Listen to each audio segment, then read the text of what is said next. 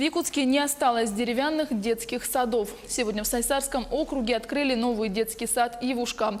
Он примет в свои стены 240 воспитанников. Построили детсад на месте старого деревянного здания по проекту государственно-частного партнерства.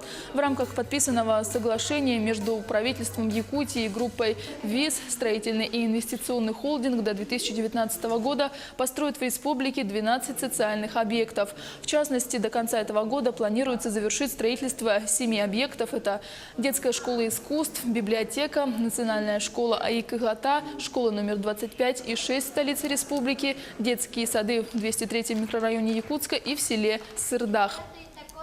Детский сад построен с учетом всех требований, которые предъявляются к современным образовательным дошкольным учреждениям. В том числе здесь есть даже бассейн. Это всего лишь 4-й детский сад в городе, который имеет такой специализированный детский плавательный бассейн для воспитанников детских садов. Уверен, что вот такие вложения, они показывают как раз отношение в нашей республике к образованию, и к дошкольному образованию, к школьному образованию, к дополнительному образованию, потому что мы понимаем, что вложения в детей, вложения вот как раз в подготовку их, в человеческий капитал детский, это как раз те вложения, которые не имеют под собой никакой цены, они будут оправдываться.